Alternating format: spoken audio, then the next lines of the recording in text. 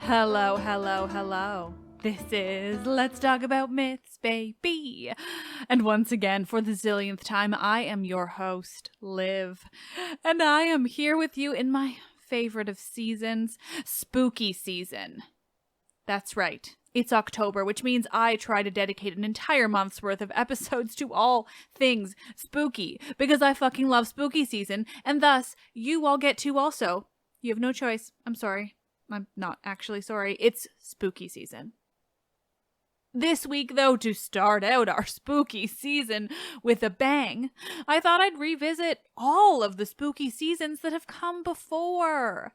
This year generally does mark 5 years of Let's Talk About Myths, baby, after all. So today's episode is clips and stories from every spooky season episode from years past. And honestly, I had so much fun putting it all together, and I just know you're all going to love it. Like, listening back to some of these had me laughing out loud at my own jokes way too hard. Probably is embarrassingly hard, given they're my own jokes. But for real, I made a Ted Bundy joke when we get to the Tantalus clip, and, well, you'll hear it. It's good. I'm allowed to say this because I recorded that episode 5 years ago, so I'm basically talking about a different person entirely, you know? It's like it's not me, I hope. For the rest of spooky season, we also have some amazing conversations coming. On Friday, I'm talking Ovid's Metamorphoses, but specifically the way he depicts the witches, Circe and Madea, because it's dark and fascinating, and I had a wonderful guest to go through all of that with you. Then later, curses and monsters, and so much more. I may be running low on spooky content when it comes to the myths themselves, but I have some amazing people to share even more spooky content with you all. And isn't that all we really need anyway?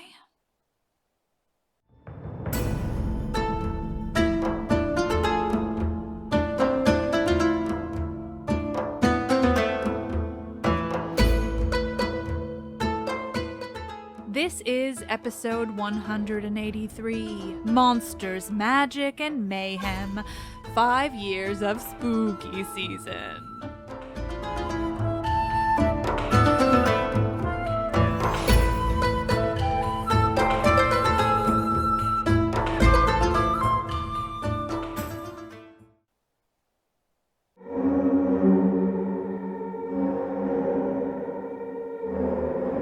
We begin with one of my all-time favorite spooky stories. A ghost story complete with clanging chains and groaning ghouls. A haunted house. This one comes from Pliny the Younger, the same man who described the eruption of Mount Vesuvius which killed his uncle dad, Pliny the Elder. So you know he's famous, and maybe we believe him explicitly? Kidding, don't ever do that with ancient sources. Pliny the Younger tells us about a house in Athens, a very large and spacious house. The house, it seems, has a reputation for being, well, what we would call haunted. In my source, it's referred to as, quote, a bad reputation and pestilential. Pestilence is always a good sign. The house was notorious. The sound of clanking iron and rattling chains would echo from it during the night. Should you be standing near the house, the sound would seem far away at first, but it would seem to get closer and closer to you before it was as though the source of the sound was next to your own ear. The next instant, the ghost himself would appear. The ghost of this old, large house in Athens was an old man. He was too thin, emaciated, with a long, scraggly white beard. Like any good ghost, it was he who was wearing the very same chains one could hear rattling throughout the house, shackles still locked around his wrists and ankles, though they were attached to nothing, and he moved quite freely. People lived for a time in the house in Athens. It wasn't long before sickness, though, and sometimes even death would follow them for their lack of sleep and the horror they experienced every night. Finally, it became deserted. No one would dare attempt to live there, not with how many people could tell you the ghost they'd seen and all the terror it induced in everyone. It lay empty for some time. But not everyone who came across the house knew its story. Athenodorus, a philosopher, once arrived in Athens and went in search of a place to live. He found the house and learned how inexpensive it was. Fortunately, he was suspicious, and the entire story was told to him. It didn't deter him, though, for whatever reason. Curiosity? Disbelief? Either way, he took the house and prepared to spend his first night in it. He set out to spend the evening writing. He figured it would keep his mind from the house, and so it wouldn't be able to invent any odd sounds or happenings. But even with how occupied he was, the chain started to rattle loudly around him. He covered his ears, still attempting to block it out, but it only grew louder and louder, and finally Athenodorus couldn't avoid the horrible sounds of the ghost shackles. Athenodorus looked up from his writing and saw him, the ghost, exactly as described. The man stood above him, stringy beard hanging low, his body so thin you could see every vein, every bone. He was horrifying. But it seems Athenodorus couldn't be horrified, and he motioned to the ghost to just give him a minute before going back to his writing, ghost still standing close in front of him. Eventually, Athenodorus couldn't avoid the ghost any longer. He rattled his very loud chains just above Athenodorus's head, so he finally gave in, picking up his lamp and following the ghost.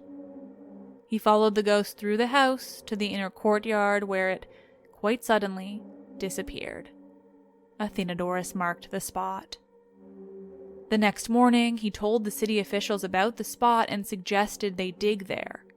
Sure enough, they found the bones of the man who haunted the home, chains and all, shackles still tightly around them. Bundling the bones up, they took them away and buried them correctly, and the ghost never again haunted the oh-so infamous home in Athens.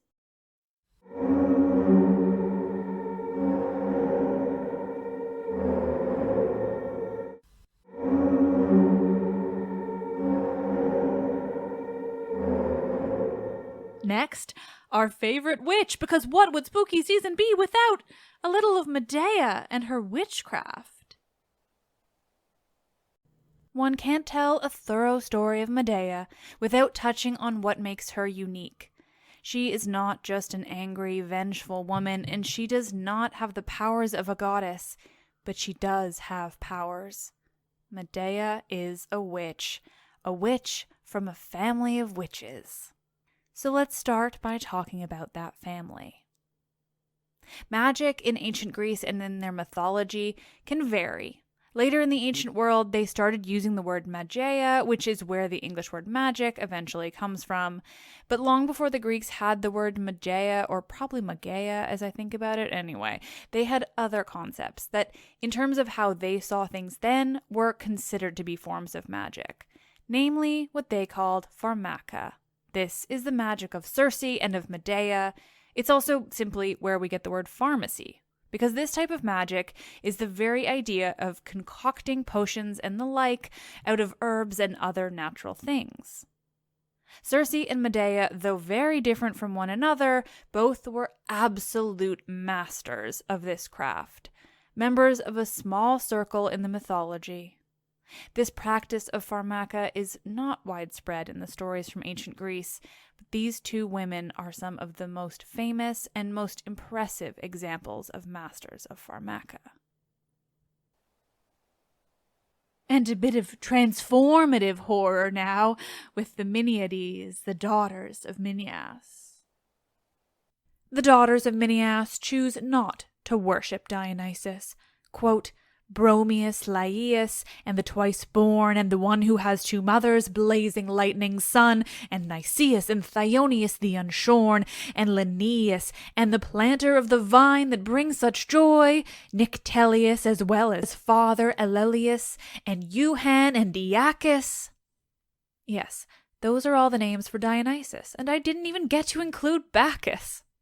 The daughters of Minyas choose not to worship this old god, this well-traveled god, the god who killed Pentheus and Lycurgus for sacrilege, the god who rolls in on a chariot drawn by lynxes, the god who has Bacchants and satyrs following him, the god who makes Theban women cry, quote, "Be with us now, O merciful and mild." If you're going to worship any god of ancient Greece, how could it not be Dionysus? But no, the daughters of Minyas choose not to worship that day. They keep close to their looms, though they were explicitly told to leave them for the day. They keep their servant women busy, though they were explicitly told to let them, too, be free to worship Dionysus, alongside all the other women of the town. And completely ignoring that obviously you should worship the gods when you're supposed to, any Greek myth would teach you that.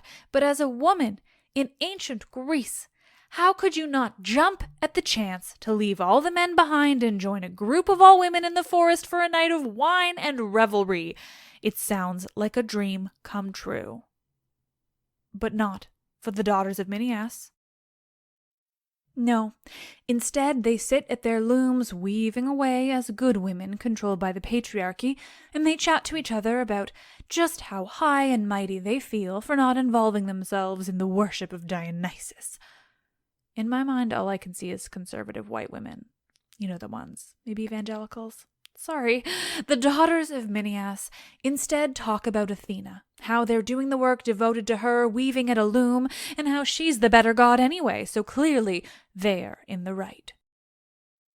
They tell each other stories as they weave, that is, in the Ovid version they do. These daughters of Minyas and their storytelling lead into many of the stories of transformation that Ovid tells in his work before returning to the story of those women. They finish their storytelling still weaving away and feeling very, very sure of their decisions, feeling like they're the only good women in town, the only women not tempted by Dionysus and his revelry. Truly, don't they sound like really boring, dark souls? Anyway, as they weave and their pride in themselves grows, they're finally interrupted by a roar, the booming sound of drums, the sound of flutes, of horns, of gongs. It all echoes in the room around them, as if all the sounds are coming from nowhere and everywhere at once. Then a smell from out of nowhere, permeating the room, myrrh and saffron. The smell overwhelms, the booming of the instruments echoes.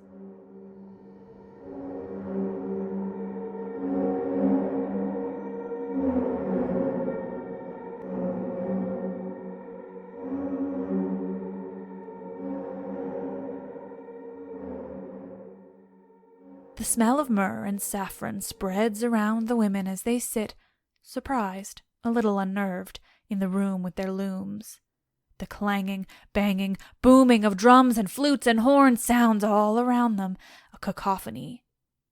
Then the transformation starts. The fabric they've been weaving begins to sprout vines, leaves erupt from it. The fabric itself transforms into plants, into grapevines.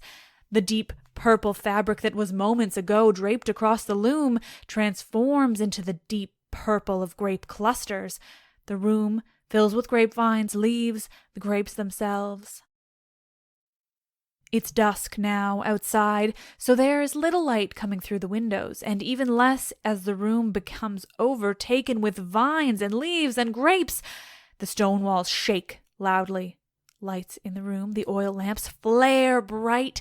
The roars of invisible animals sounds around the women as though they're being stalked by lions, tigers, bears. But they can't see anything.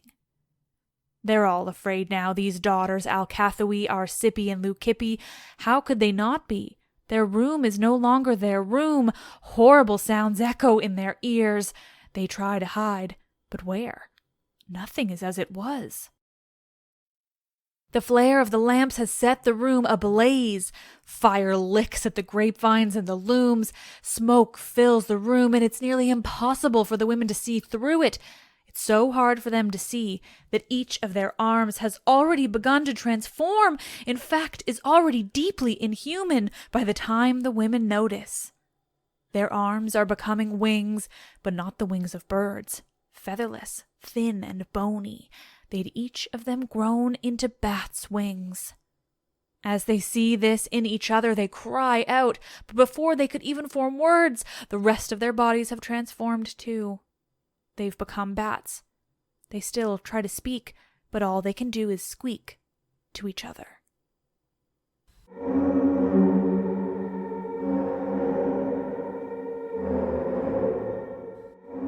And the queen of spooky season herself? Hecate. These are moments from that first episode I did 5 years ago on Hecate. So, who is Hecate? Well, aside from being the goddess mentioned by former rat/witch Amy, in addition to Willow, in Buffy the Vampire Slayer, she's also the goddess of witchcraft, magic, ghosts, and necromancy. Basically, she's the goddess of Halloween. She's one of the origins of the idea of witches, as far as we know them. Hecate, whose name means worker from afar, was born to the Titans Perses and Asteria. She was their only daughter, and from them she got her power over the heavens, the earth, and the sky. And this was not the norm for anyone to have that kind of power. Even Zeus wasn't god of the sea. Hecate spent her time wandering the earth, holding 2 torches, one in each hand, and being followed by her animal familiars. She was more connected with the people of Earth and Earth itself than many of the more well-known ancient Greek deities. She was, of course, most closely connected with women. She did, after all, have a habit of teaching them to be badass via magic.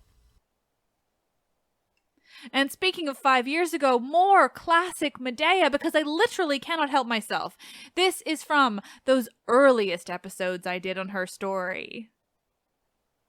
She's ready.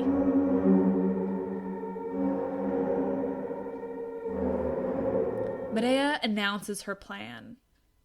She will have Jason brought to see her again, saying that she's changed her tune. She'll tell him that it's all for the best, that she understands, and she'll convince him to let their children stay. The children then will be given gifts to provide to the princess, Jason's new bride. They'll be given a finely woven dress and a coronet of beaten gold. But these gifts will be poisoned, and they will kill the princess when she touches them, and they will kill anyone who touches the princess after. Finally, Madea appears on stage.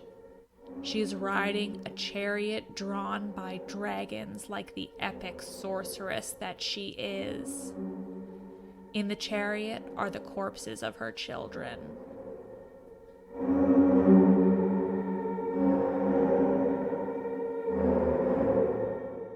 What would spooky season be without slasher flicks? Or, in the world of ancient Greece, some very Thesean serial killers. Because what if it's true? If we're to believe Theseus, then that one road to Athens was basically like Northern California or the Pacific Northwest in the 1970s and 80s. Just a fucking hotbed for straight-up serial killers. That in itself is fascinating. A note about today's stories. While the characters very much come from mythology, as well as the things they did, their stories are typically a single line somewhere.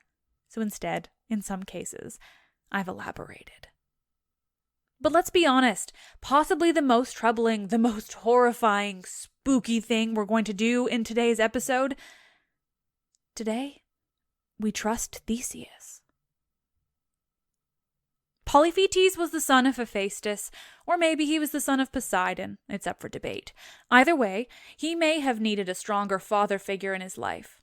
Might have helped prevent him from ending up as he did. Polyphetes lived in Epidaurus, where he was infamous.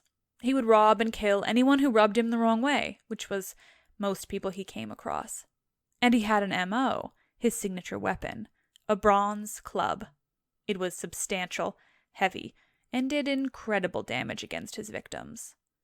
Anyone who came across his path when he was in the right mood would get the club. Sinis was almost certainly the son of Poseidon, something that will become a theme in today's serial killers. Poseidon may have stayed under the radar when it comes to his children. Not many were particularly famous, but when you really drill down into the man's offspring, there are some real problems. Sinis lived in the narrowest point of the isthmus that connects the Peloponnesian Peninsula to mainland Greece. From that point, you can see the Saronic Gulf and the Corinthian. It's stunningly beautiful, I'm sure. And from the story of Sinis alone, I can tell you that there are definitely pine trees there. Sinis, like his potential half-brother Polyphetes, enjoyed a good murder.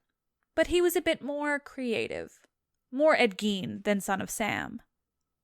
Sinis hides in the woods. He knows them like the back of his hand. This is his favorite part. Waiting, watching.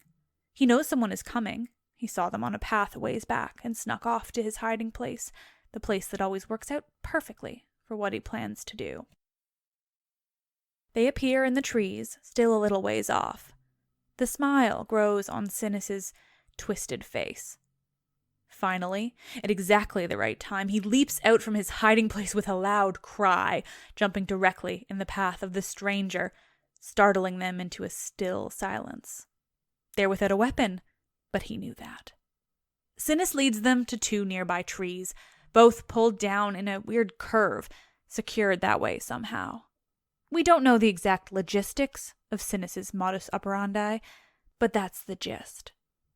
Sinis takes the rope from one of the curved trees and ties it tightly around the stranger's arms, wrapping them together at the wrists.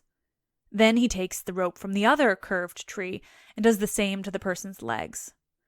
Finally, with the stranger secured and surely attempting to put up some kind of fight, Sinis releases the trees and they each spring backwards, straightening themselves with such force that the stranger is torn apart, separating just below the ribcage, spraying gore around the forest. Meanwhile, Sinis watches on, laughing.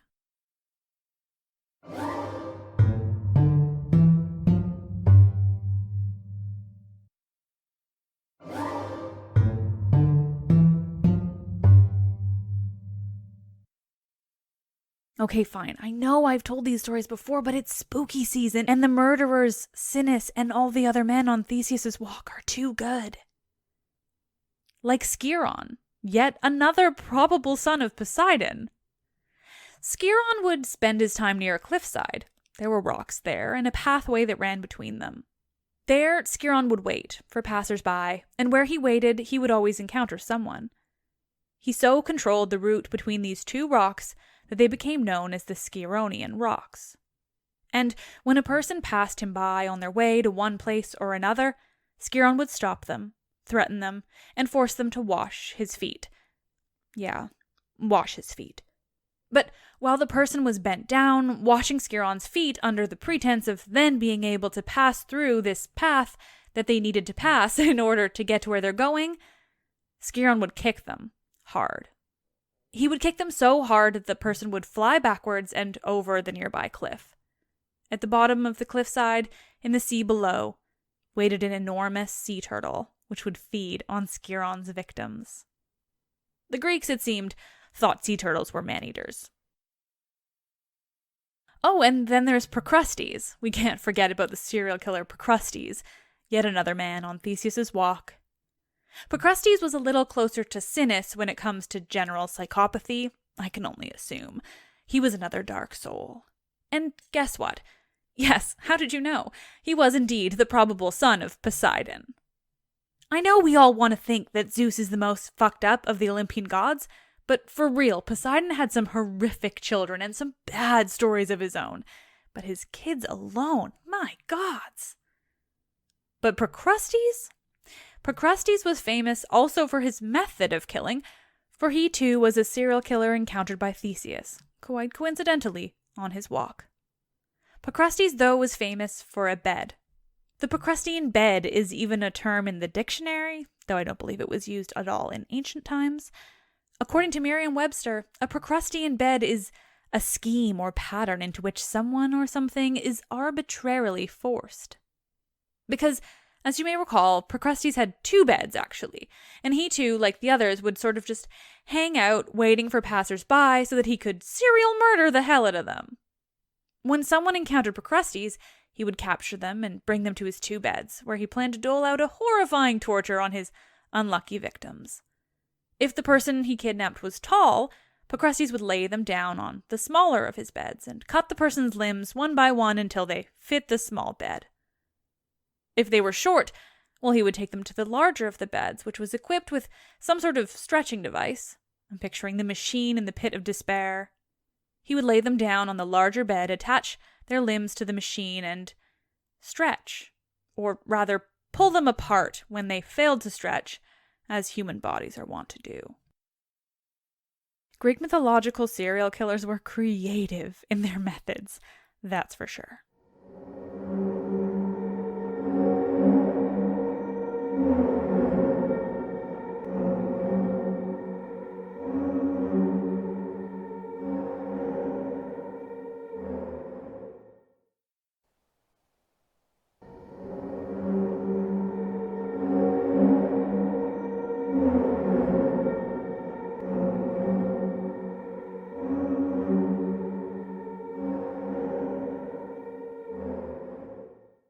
Once again, a return to the classics. Here are a few monsters from the Greek mythology monster mash of that very first year of spooky season. Skilla and Charybdis. Guys, I love Skilla and Charybdis. Just the idea of them. They're awesome. Okay, right. Details of why they're so cool. So these 2 monsters are, guess what? Female. Shocker. You'll notice there are so few females on this list. That's sarcasm. They're all female. Not all. Most. But that's fine. Whatever. They're awesome. They are sea monsters while simultaneously far more than that. They are most famous, as with Polyphemus, for being a part of Odysseus' epic quest to return home from the Trojan War. The 2 monsters reside in Sicily, or rather in the sea off the coast of Sicily, specifically on either side of the narrow strait between the island and the Italian mainland. Now, that location is not entirely accepted. It is mythology, after all. More generally, they resided between a narrow strait. I just like the idea that we have a real location to relate to them. Also, I've been there, so it makes me feel cool. But that's why we refer to them together, because they used the narrow strait that was their home to make it easy to work in constant teamwork to wreck ships and destroy lives. Charybdis was a kind of mystery monster. She showed herself as a giant whirlpool that would capture ships and anything else that was pulled into its powerful, swirling waters. And on the other side, her sister Skilla, a many-headed sea monster that would devour the sailors who dared to attempt to bypass the whirlpool of Charybdis by getting too close to the other side of the strait. On the other hand, there is an even more intriguing description of Skilla, and by intriguing, I mean really quite troubling. Sometimes she is said to have had the top half of a woman, female to the hips, and at the hips she transformed into a dog, and below that a fish. Oh, and she had wings. Now, I want you to picture that. Are you having as much trouble as I am? I seriously have zero idea how that would work. I guess similar to an ichthyocentaur. But regardless, what is always true about Skilla is her association with Charybdis and how they work together to really fuck shit up. Truly, they were a menace. Lamia. Lamia, which literally means the devourer. This was a tale told to scare children. I've never understood why adults enjoy scaring children into behaving, but it seems it's as old as time. Regardless, Lamia was originally a queen who ruled over Libya. Zeus fell in love with her because she was hot, so super out of character of him. And they had children. Also, big surprise. And Hera got angry. I mean, you didn't see that coming, did you? Hera killed Lamia's children, and ever since, Lamia is said to steal away other children in the night. She can take her eyes out of her head and set them watching, so that the children can't escape even when she's sleeping. And she can transform herself into anything. So she's less monster, more patriarchy gone wrong, even by the usual standards. The Chimera. Back to Echidna's children with Typhon, the Chimera is a badass beast, one of my personal favorites. It has the body and head of a lion with a very angry goat's head protruding from its back, and the tail of a poisonous snake, who is also quite angry like his goat and lion brethren. The Chimera breathes fire and prowls the earth, particularly waiting for shipwrecks whose victims turn into Chimera prey. She is female because, again, most of the monsters are, and I choose to take that as a compliment for females and not the insult that it most likely was. Because, of course, patriarchy. The Chimera was the mother of the Manticore and the Nemean lion. She was only defeated when the hero Bellerophon had on his side a certain flying horse that is not a breed nor plural in any way, but simply one flying horse named Pegasus. I can't bring him up without providing this information because it truly makes me troublingly angry when people mess it up. Honestly, it shouldn't annoy me as much as it does. It's not rational.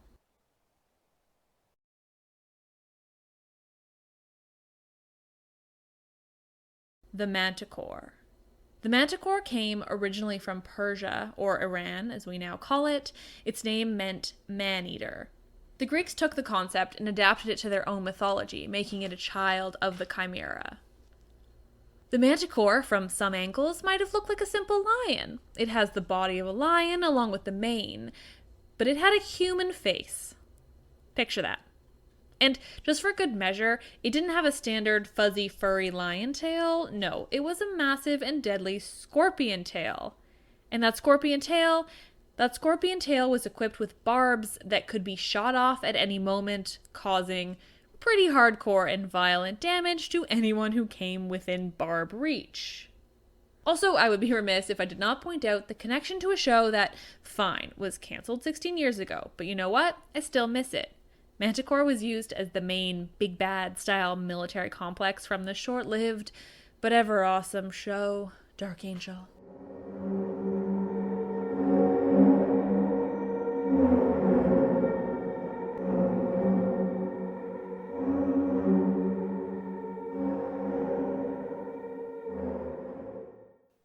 And once again, in favorites of mine, the tree murderer who was forced to be so hungry that he ate himself, Erysichthon. So Erysichthon set out to cut down Demeter's sacred grove, and particularly her deeply sacred oak tree. He wasn't about to do the work himself, either. He was that kind of king. He handed axes to his men and told them to get to work. Get rid of this incredible, beautiful, enormous, sacred old tree, would you? The men, though, knew that what they were being told to do wasn't right. They shrunk back at Erysichthon's orders, none of them willing to get even close to the sacred tree with an axe. Fine, Erysichthon yelled, seeing their refusal. He snatched one of the axes back from his men and went to the tree himself. Snarling, he announced that he would bring down this tree even if it were Demeter herself. And with that, Erysichthon swung the axe at the ancient tree, and it hit with a thud, ripping into the bark and taking a chunk out of the beautiful tree.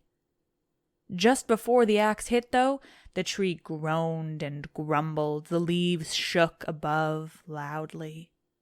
Erysichthon pulled the axe from the tree, thinking nothing of the noises it had made. But when the axe was removed from the tree's bark, thick, dark blood gushed from the wound as though it were spurting from a body's main artery. Blood splattered out from the tree and across the face of Erysichthon, who stood, axe in hand, looking at the tree. Absolutely horrified, petrified, terror-stricken, the men around Erysichthon looked upon the tree as the blood poured from its wounded bark. One of the men, bravest of them, moved to stop Erysichthon from wounding the tree further, from further sacrilege against the goddess. He makes to grab the axe from Erysichthon's hand, but the king is quicker than this man, and before the man can grab the axe, he swings it around away from the tree and at the man's own neck, severing his head in one swift blow. Blood spurts from the man's neck as he crumbles to the ground with another thud, the head rolling off in another direction. Blood is covering the forest floor now, blood of a tree and of the man who tried to stop the monstrous Erysichthon. With another snarl, Erysichthon turned from the man he's just ruthlessly, mercilessly killed and returns to the tree, hacking at it once more with his axe. Erysichthon continues to hack at the tree's trunk. Blood continues to flow, to spurt, to spray across Erysichthon, but he doesn't relent. He's in it now, caught in his own horrific sacrilege against the goddess. He can't stop now, can't take it back, and doesn't want to.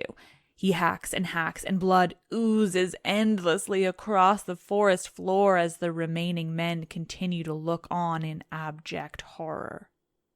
Finally, as Erysichthon gets deep enough into the tree, a voice echoes from within it. A strong, loud voice calls from within.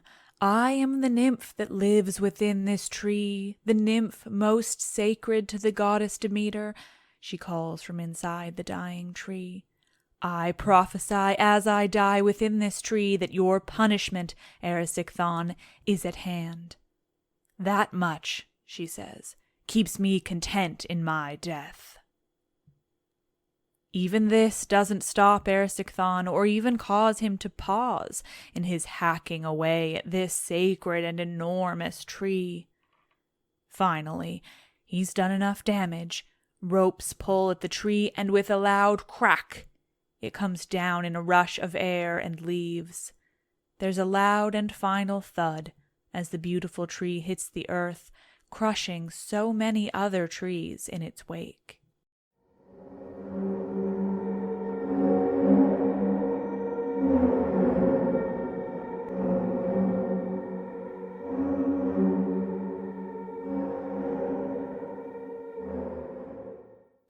Turning to more curses, and that original 5 years ago spooky season? The curse of curses, Tantalus. How did Agamemnon's house of horrors come to be? Well, it all started with a curse. One of Zeus's many children was a man by the name of Tantalus. Tantalus was Zeus's son, but also king of Mount Sipylus in Lydia. Lydia was the ancient region of Turkey.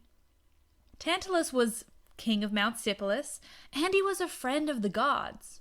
Quite familiar, actually, which was not exactly common for normal people on Earth, even when their father was Zeus.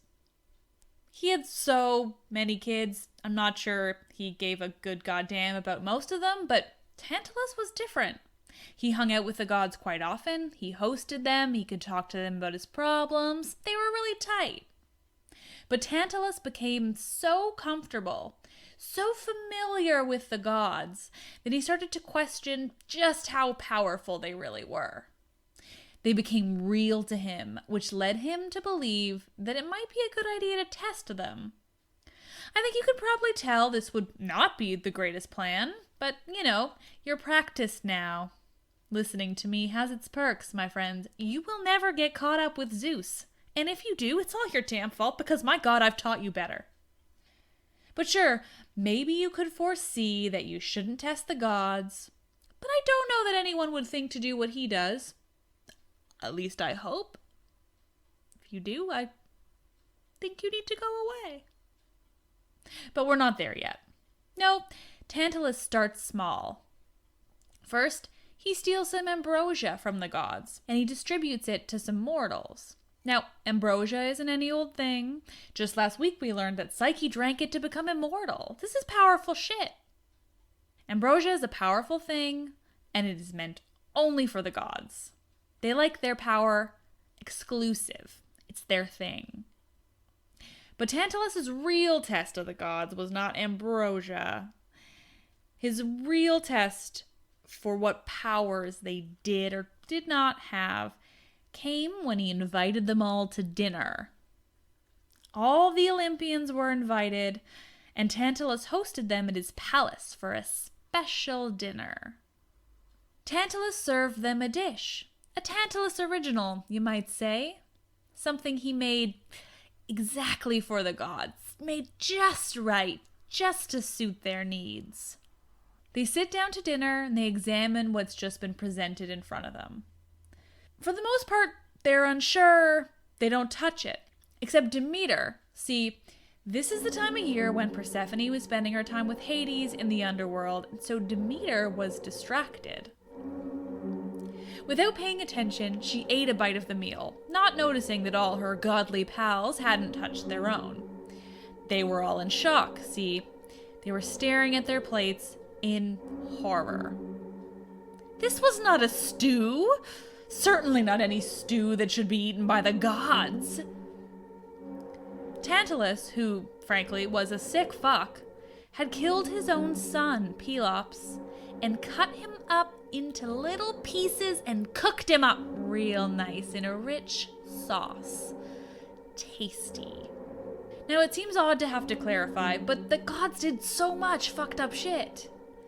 But the shit that was too fucked up, even for the gods, was cannibalism and infanticide, filicide, whatever you want to call the act of killing your children. In this case, killing your children and eating them, and all to make a point that really doesn't seem worth making. Like, you killed your kid and cooked him and served him to the gods to, what? Prove the gods did have powers? It seems a bit over the top to me, but I mean, what do I know? I don't have kids. Now, this may sound tragic, in addition to gross and insane, but actually this turned into a rare moment when the gods were helpful and nice, even if it was in response to something super weird and tragic and generally just gross. The gods banded together around this murderous dinner table, and they put Pelops together again, piece by piece. The only piece of Pelops that would never again be whole was the little bite that Demeter took before she realized. It was a little piece of Pelops' shoulder, and the god Hephaestus would make him an ivory shoulder to put in place, which I assume was otherwise just a weird gaping hole in the middle of his shoulder. I'm picturing like a cartoon, like it's not bloody or anything, there's just a hole. Like a big bite mark out of it, you know? And for Tantalus' punishment, Tantalus was sent down to Hades, but not just to the Underworld. No, Tantalus is one of the rare few that was sent to live forever in Tartarus, the darkest depths of the Underworld, for the worst and most awful among us. I think Ted Bundy's there too. They play cards sometimes. In Tartarus, Tantalus is forced to spend every moment seeking food and water that he'll never have. Tantalus stands in a pool of water beneath a fruit tree with low-hanging branches.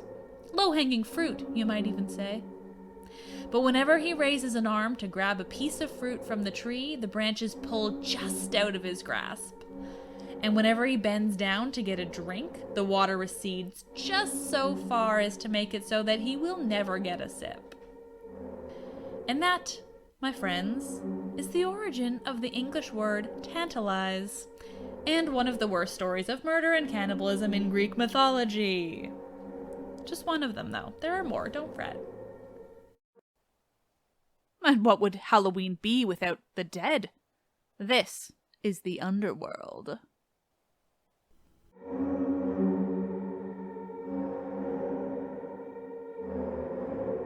Next to Hades and Persephone's palace, on either side, are two pools of water, sometimes described as rivers or streams. Lethe, forgetfulness, which sits next to a white cypress tree, and Mnemosyne, memory. Of course, those prepared for their trip to the Underworld will know to drink from Mnemosyne and not Lethe, but there are many who don't know what they're doing or are ill-prepared to be dead, and they'll drink from Lethe, living on in oblivion.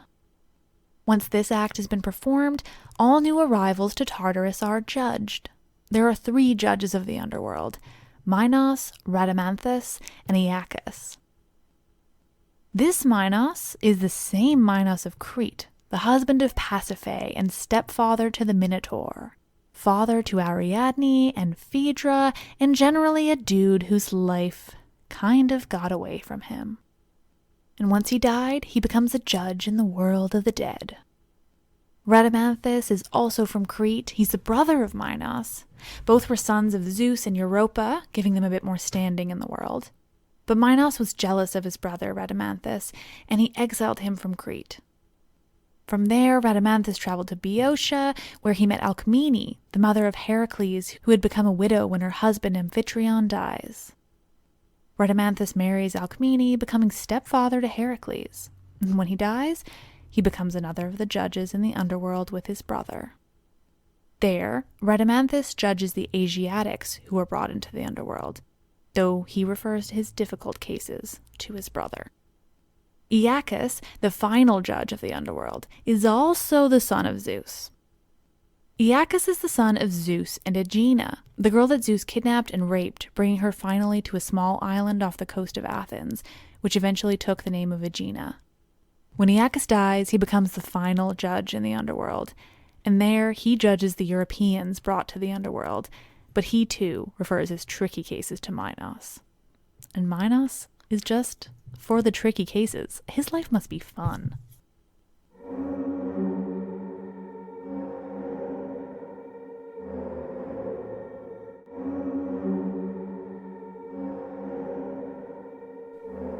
There are 3 more people who play a very important role in the underworld. I've mentioned them before, and I'll mention them many more times. The Erinyes, the Furies, scary, crazy, screeching females. Tisiphone, Alecto, and Megaera. These women live in Erebus, the darkest of dark. They're older than any of the Olympians, born of the fallen blood from the castration of Uranus by his son, Cronus. You all know how much I love that story. The Erinyes' sole purpose is to torment a certain group of shitty people. Did you kill your parents? They're after you. Did you fuck with the guest-host relationship of Xenia? Who will they ever be after you? And what's it like? Well, they'll hound you. Like hounds of hell hound you. Forever. They fly around screeching and flying at you forever. You travel to the next city, they're there. A country away, still there. The Furies are hard fucking core. The Erinyes are often described as crones, creepy old women made creepier by their bat wings, snake hair, and bloodshot eyes.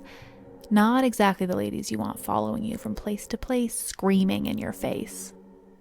The Erinyes are so scary, so very troubling, that the Greeks believed that they shouldn't even mention them in conversation, lest you offend one. So, if they needed to be referred to for any reason, they're called the Eumenides instead. This means the kindly ones. It was the Greeks' way of pleasing these women, even if it is an ironic as fuck name. And that's the underworld. It's where you go when you die, it's intricate and detailed, and my god did the Greeks have some fun ideas. If you can't tell, I think the fucking Erinyes are the coolest things. They're about to figure in really heavily into some stories, and those are the best ones. The fact that they had 3 angry, terrifying women there to punish you when you fucked up is just the best. And so that's the world of the dead, the god of the dead, the goddess of the dead, the king and queen, and where you go when you die.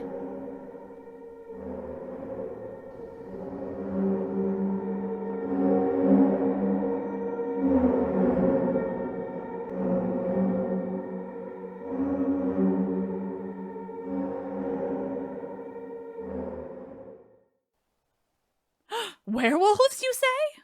Okay, you didn't, but I'm about to. This is ancient Greek werewolves.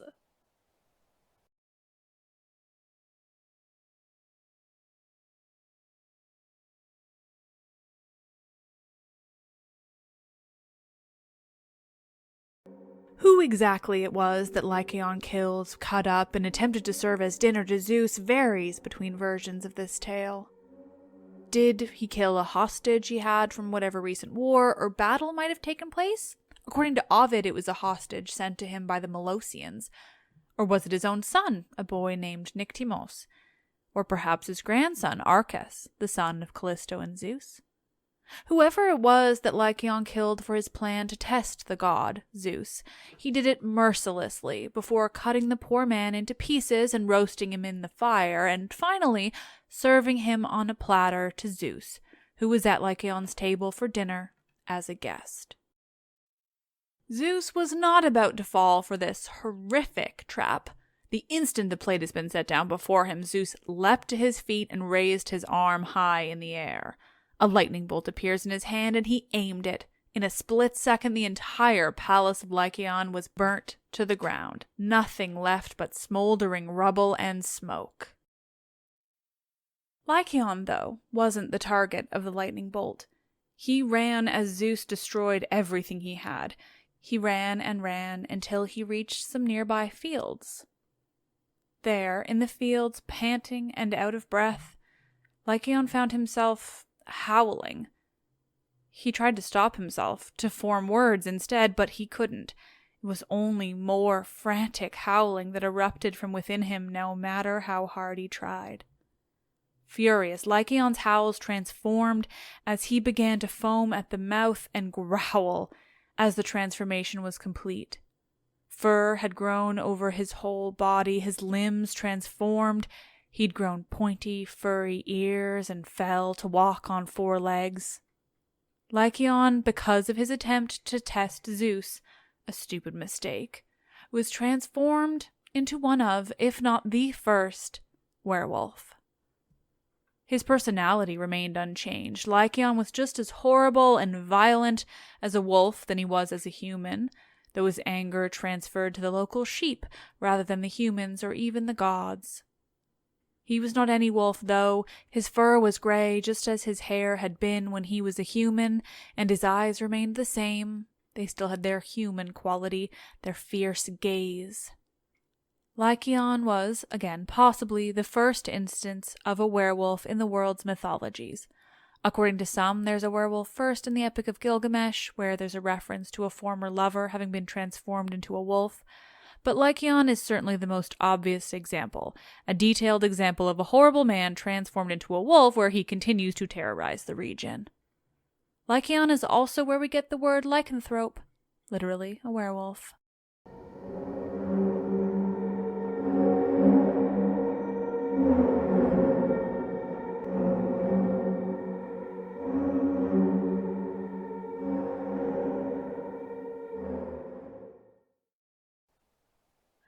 And to finish it all off, some of the lesser-known monstrous women of myth.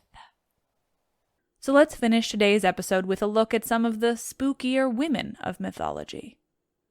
I know I've mentioned some of these characters before, so briefly in the very early days of this podcast, but they deserve a revisit. Lamia was the daughter of Poseidon, and whether she was always a sea monster or was transformed into one is up for debate. In the story of her transformation, we must once again face the idea that Hera, goddess of women, punished yet another woman for the transgressions of her husband. Frankly, I'm getting tired of that version, though. It's simply not realistic. I know, Zeus was all-powerful, and so could she really have punished him? Regardless, these stories just reek of the patriarchy, of the men telling the stories and writing them down. They're tainted. But still, they're what we have in the mythology.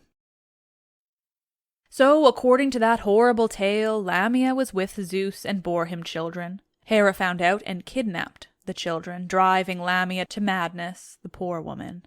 It was believed then that she took out her anger at Hera on other children, snatching them from their beds. A boogeyman character. But again, it seems a stretch, a very patriarchal stretch.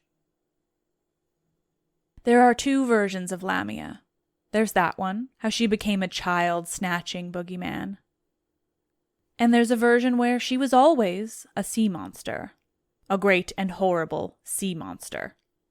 in that she eventually became the mother of one of the early Pythias of the Oracle, and one of the possible origins of the monster Skilla, that famous sea monster of the Odyssey fame, and the beautiful novel Circe.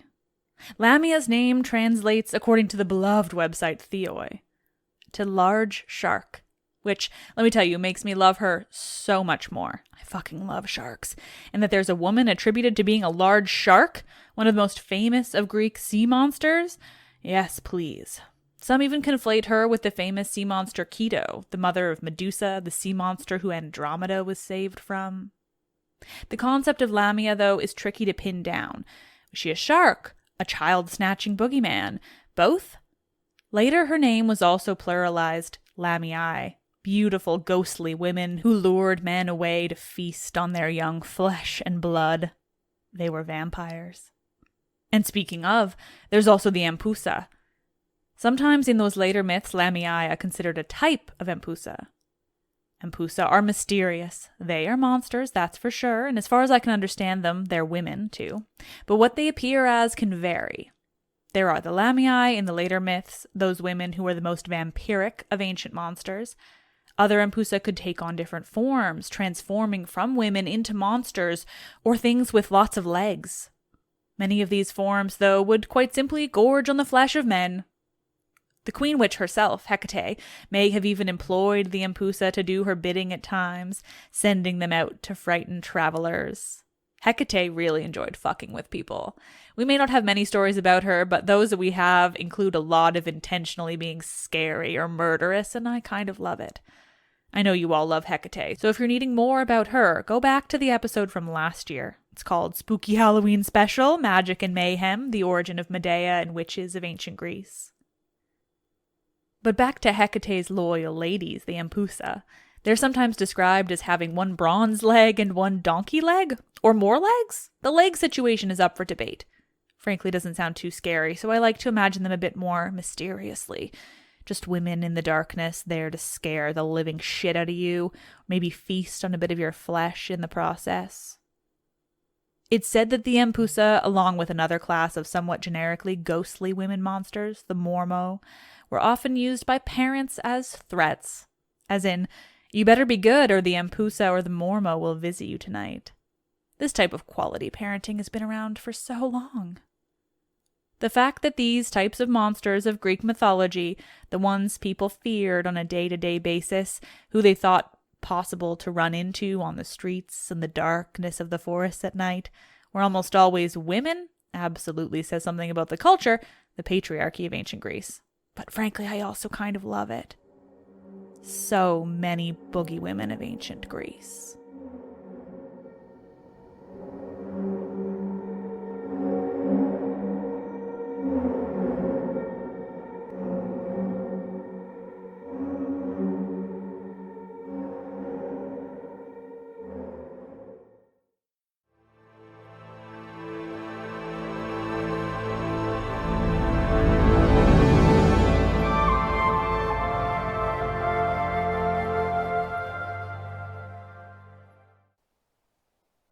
Oh, nerds. Oh my gosh. That was so much fun. I'm always trying to get more spooky season content for you all. We are running low in terms of the myths I haven't covered yet. I'm going to figure something out. But for now, I just thought how much fun it is to just look back on past episodes and find clips and stories and all these different things. It's a real thrill for me, and I think you all enjoy it too, these kind of compilation. I'm not doing them often, but sometimes it's warranted, like spooky season.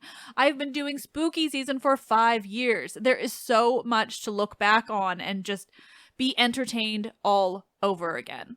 So if you want to listen to the full episodes of any of these that are mentioned here or that you heard the clip from just now, there is a Spotify playlist linked in this episode's description, and that carries all the spooky season content from the last 5 years of Let's Talk About Myths, baby. Let's Talk About Myths, baby is written and produced by me, Liv Albert. Michaela Smith is the Hermes to my Olympians and handles so many podcast-related things, from running the YouTube to creating promotional images and videos to editing and research. Gods, so much. Stephanie Foley works to transcribe the podcast for YouTube captions and accessibility. The podcast is hosted and monetized by Acast. And Help me continue bringing you the world of Greek myth and the ancient Mediterranean by becoming a patron, where you'll get access to bonus episodes and so much more. Visit patreon.com/mythsbaby or click the link in this episode's description. Thank you all so much for being enormous, wonderful nerds who want to listen to spooky season, who want to listen to mythology, all of it. I love you. I couldn't do it without you. I am Liv, and oh, I love this shit.